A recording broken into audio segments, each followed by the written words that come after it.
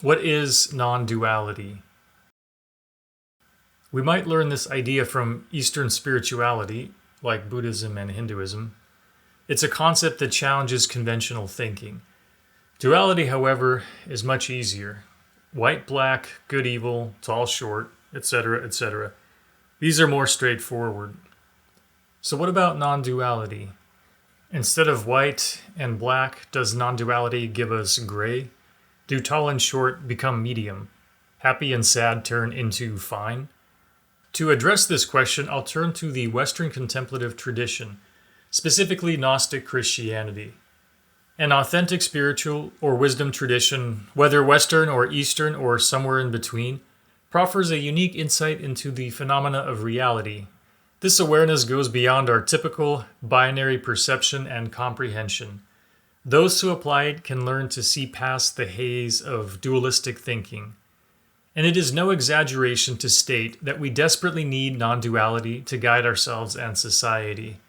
The duality inside of us in nature, physics, etc., is not inherently malevolent. But due to ignorance, we allow ourselves to be carried away by this law.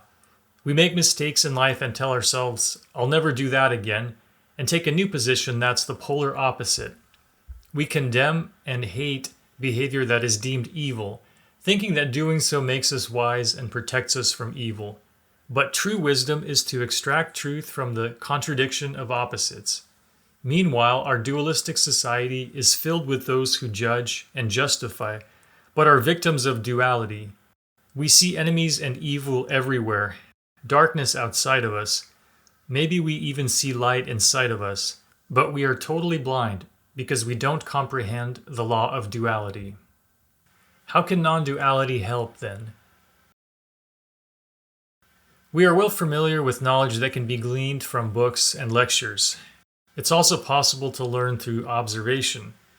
All such modalities rely on the dualistic mind to analyze, compare, retain, etc. But there is a different kind of knowledge acquired through a discipline that trains the mind and consciousness to work in a radically new way.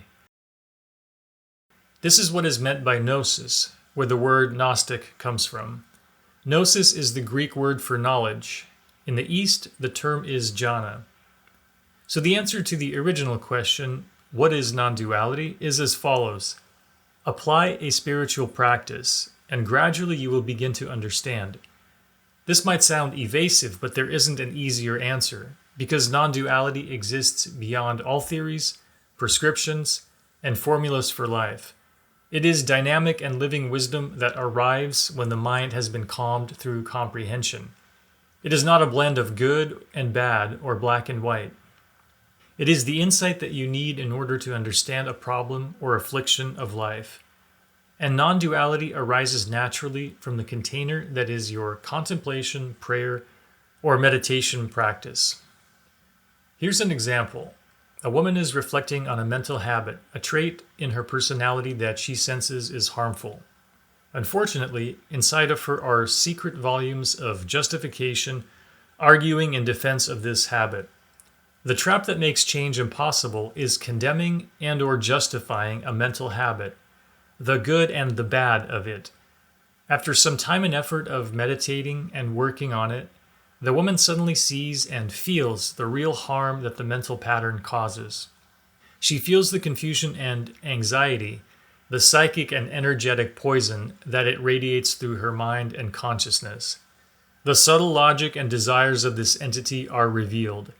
She truly wishes to stop the pattern, not because someone told her it was bad, not because she thinks it's bad, but because she perceives its hidden and duplicitous logic and actions. She sees it for what it is and feels remorse for engaging in it for so many years. Non-duality isn't an intellectual muck where we can no longer look at the world around us and evaluate, label, categorize, etc., fearing that doing so is dualistic. Duality has a purpose. Our minds have a dualistic nature. For example, I'm talking about all of this now because I decided that it is better than not talking. We can recognize that this decision exists within duality before a Philosophy 101 student calls us out on it.